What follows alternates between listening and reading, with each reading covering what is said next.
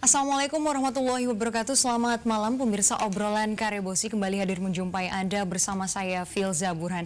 Pemirsa, telah diketahui bersama bahwa 4 pimpinan Dewan Perwakilan Rakyat Daerah Kota Makassar telah dilantik pada Jumat 18 Oktober 2019 lalu. Kemudian pada malam hari ini kita akan membahas terkait wajah baru pimpinan DPRD Makassar, bagaimanakah dalam menyikapi komposisi struktur DPRD Makassar yang baru ini dan juga dalam menjalani peran dan fungsinya. Sudah hadir para narasumber kami di studio. Pemirsa, ada Bapak Muhammad Yunus Haje selaku legislator DPRD Makassar. Assalamualaikum, selamat malam Pak Yunus. Waalaikumsalam warahmatullahi wabarakatuh. Selamat malam. Apa kabar Pak malam hari ini? Alhamdulillah sehat-sehat. Alhamdulillah. Terima kasih sudah hadir di obrolan Karebosi pada malam hari ini Pak Yunus, dan juga pemirsa sudah hadir bersama saya di studio Bapak Muhammad Rida Rashid selaku staf khusus PJ Wali Kota Makassar. Assalamualaikum, selamat malam Pak Rida. Waalaikumsalam warahmatullahi wabarakatuh. Selamat malam.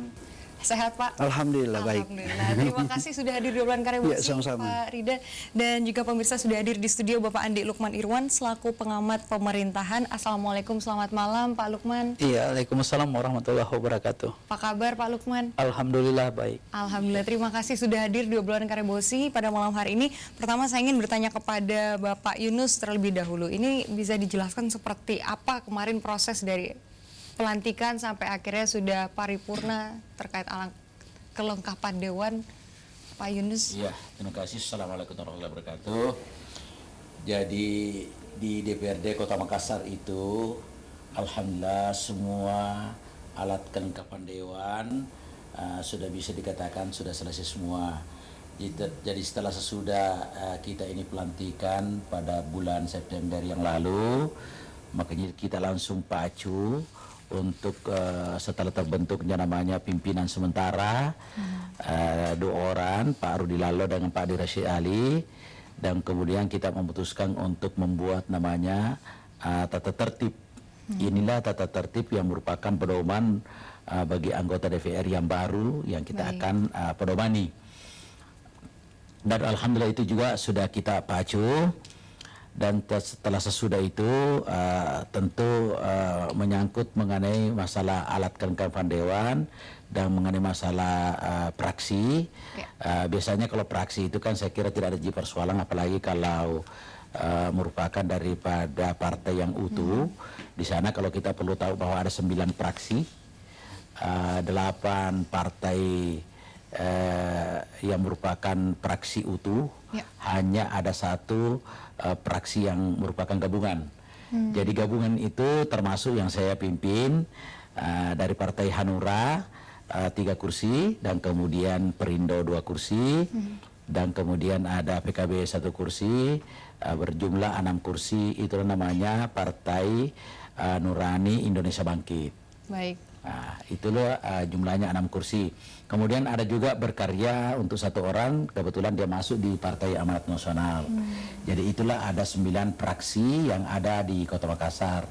7 yang merupakan utuh, sebenarnya 8 yang utuh, tapi cuma ada 2 yang bergabung. Sebenarnya itu PAN kan utuh, cuma ada yang bergabung berkarya. Betul. Kemudian kalau saya ini memang betul-betul gabungan. Baik. Karena tidak cukup untuk 1 praksi. 1 praksi itu minimal 4 orang, karena dimana kita ketahui bahwa di DPR itu ada 4 komisi. Komisi A tentu bidang pemerintahan, kemudian Komisi B ekonomi dan keuangan, kemudian Komisi C bidang ekonomi dan Komisi B Komisi B ekonomi dan keuangan, kemudian Komisi C bidang pembangunan, dan kemudian Komisi D adalah Komisi Kesejahteraan. Baik, Pak Yunus, ini kita ada pimpinan baru begitu, 4, yaitu ada Bapak Rudianto Lalo, ada Bapak Andi Rashid Ali, kemudian ada Bapak Andi Suhada Sapaile, dan Andi Nurhaldin Nurdin begitu. Ya. Bagaimana Bapak menyambut begitu 4 pimpinan baru ini? Seperti apa pandangan dari Bapak? Iya, kalau saya ini kan sudah 3 periode di DPR. Jadi kalau menurut saya ya biasa-biasa saja, tidak ada yang merupakan istimewa. Yang merupakan istimewa periode saya ini hanya karena kita punya itu adanya pengalaman-pengalaman, karena ini terus terang saja setelah terbentuknya itu biasanya praksi-praksi, tentu ini alat kelengkapan Dewan. Alat kekuatan dewan di situ kan terdiri daripada komisi-komisi, ada juga non komisi itu termasuk Banggar, termasuk daripada badan musyawarah, kemudian pembentukan peraturan daerah, namanya bisa juga dikatakan legislasi, dan kemudian ada badan kehormatan. Biasanya di sini itu diperdebatkan dan diperebutkan karena biasanya kita perlu mengetahui bahwa biasanya kan ada pembagian-pembagian. Misalnya fraksi Nasdem mendapatkan di Banggar sekian, kemudian fraksi Demokrat sekian, kemudian kami ini yang paling bawah ini misalnya Partai Hanura kan cuma 3 mendapatkannya sekian ini. Itulah periode yang lalu itu kurang lebih 3 bulan kita tersandra mengenai masalah alat kelengkapan dewan itu, kurang lebih 3 bulan. Karena pengalaman kita itu 3 bulan, alhamdulillah kita di Kota Makassar itu sehingga kita bisa pacu, dan alhamdulillah sekarang ini sudah kurang lebih hanya tidak sampai mungkin 1 bulan ya, 1 bulan sudah selesai semua apa yang menjadi target kita di DPRD Kota Makassar. Jadi kalau menyangkut mengenai masalah pimpinan kita, saya melihat ini kan semuanya di situ ini umumnya muda ya. Cuma ibu itu yang agak-agak ada sedikit, tapi jiwanya juga muda. Tapi ini semuanya kelahiran 80-an ya, 80, 82, 83. Bahkan ada 90-an. Iya, yang termuda. Enggak unsur pimpinan. Iya, iya. Kalau pimpinan tadi ini, maka itu saya melihat beliau ini juga sangat bijaksana, sangat artinya dia menghormatilah dia punya senior. Kira-kira ada kemungkinan untuk memberikan gebrakan baru begitu dalam menjalankan fungsi di DPRD Makassar? Ya, saya kira saya optimis. Saya optimis karena ini semuanya saya melihat ini karena namanya anggota DPRD baru, kemudian baterai baru, dan kemudian memang semangatnya baru, dan kemudian memang mudah-mudah. Jadi mudah-mudahan apa yang menjadi program daripada PJ Wali Kota ini ya bisa kita selaras ya. Apalagi nanti menyangkut mengenai masalah pergudangan, mengenai masalah kemacetan apa segala macam ini ya, saya kira ya harus, sebab tentu daripada fungsi kami daripada DPRD Kota Makassar ini kan erat hubungannya dengan pengawasan. Ya, jadi tentu teman-teman yang saya melihat ini sangat cerdas lah. Jadi harapan saya mungkin Parida ini anggota DPR yang ada sekarang ini muda-muda dan berkompeten. Iya, muda-muda dan punya kompetensi bisa merubah wajah Kota Makassar ini. Tergantung PJ Wali Kota ini. Bagaimana kira-kira bisa kita sejalan dan selaras. Tanggapan Parida Pak terkait kehadiran dari 4 wajah baru di DPRD Makassar ini. Ya, yang pertama atas nama pemerintah kota menyampaikan selamat kepada para pimpinan dewan yang baru saja dilantik beberapa hari lalu. Dan DPRD Kota Makassar salah satu DPRD tercepat di Indonesia di dalam penyelenggaraan rapat-rapat mereka, sehingga pelaksanaan pembentukan AKD, alat kelengkapan dewan, dan pembahasan tata tertib itu selesai sebelum 1 bulan. Itu luar biasa. Idealnya berapa biasanya, Pak? Oh, itu bisa lama, tergantung dari kondisi di persidangan. Karena mereka lalu kan 3 bulan, Pak. Iya, mereka berdebat cukup lama karena tentu saja ingin menghasilkan sebuah tata tertib yang terbaik yang mereka yakini. Jadi pemerintah kota sangat mengapresiasi apa yang dilakukan. Itu yang pertama. Kemudian yang kedua, bahwa penyelenggaraan pemerintahan daerah itu terdiri dari wali kota, DPRD, dan perangkat daerah. Itu disebutkan di dalam pasal 57 Undang-Undang Nomor 23 tahun 2014. Kemudian sebagai pemerintah daerah, jadi DPRD tidak bisa dikatakan mitra, tapi dia adalah bagian dari pemerintah daerah. Itu di dalam undang-undang dibahas lebih dari 60 pasal menyangkut masalah DPRD, khusus DPRD Kabupaten Kota. DPRD Provinsi itu ada 40 sekian pasal menyangkut masalah itu. Nah, di dalam pasal 207 ya Undang-Undang 23 2014 itu disebutkan 3 fungsi dewan. Ya, fungsi yang pertama adalah pembentukan peraturan daerah. Itu dibahas bersama dengan DPRD. Kemudian yang kedua, jadi bukan lagi badan legislasi namanya. tapi pembentukan peraturan daerah. Itu yang pertama. Kemudian yang kedua fungsinya adalah fungsi anggaran. Ya, fungsi anggaran, semua hal yang berkaitan dengan penganggaran pemerintahan daerah itu diputuskan bersama dengan DPRD. Kemudian yang ketiga adalah fungsi pengawasan. Nah, fungsi pengawasan inilah yang menurut hemat saya sangat dibutuhkan oleh pemerintah kota, karena tentu saja dari kebijakan, program dan kegiatan dilakukan pemerintah kota membutuhkan pengawasan. Dan hebatnya DPRD Kota Makassar begitu selesai dilantik, belum terbentuk pimpinan dewan yang dilantik ya, itu ya yang definitif, itu sudah turun ke lapangan. Luar biasa.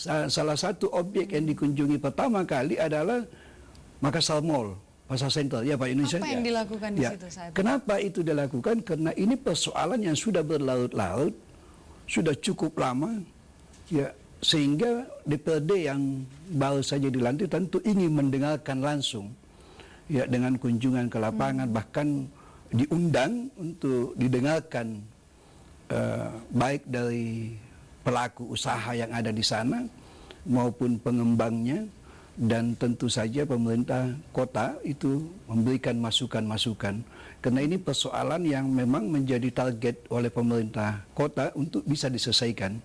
Bahkan sudah beberapa kali Pak Yusuf Kalla itu mendorong semua pihak untuk bisa membicarakan secara baik dan ini bisa selesai. Jadi saya kira DPRD bersama dengan pemerintah kota menjadi target penyelesaian soal itu. Ini luar itu biasa, yang kedua. belum definitif, kemudian yang sudah ketiga, turun ke lapangan. kita ingin membangun sinergitas, hubungan yang baik, ya, komunikasi yang baik dengan DPRD. Karena pemerintah kota tidak bisa memutuskan sesuatu tanpa adanya kesepakatan bersama.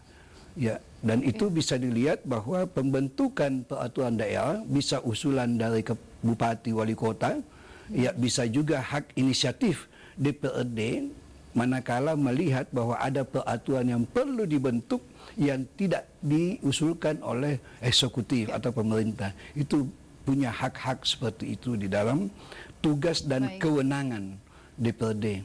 Ya, tadi Bapak sangat mengapresiasi begitu dari pemerintahan Kota Makassar dalam proses dari DPRD Kota Makassar ini cukup cepat begitu sampai akhirnya bisa. Itu luar biasa. Kenapa?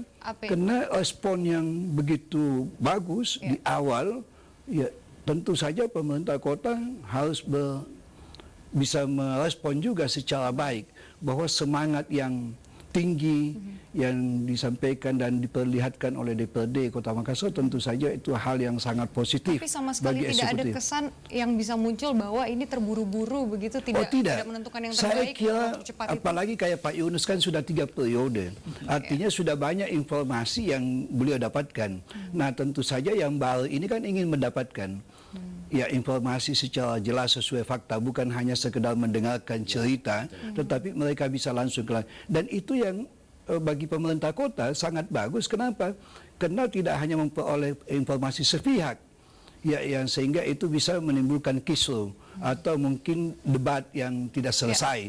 Nah, ketika dia turun ke lapangan, ya, anggota dewan yang terhormat turun ke lapangan, tentu saja ini hal yang sangat baik, ya.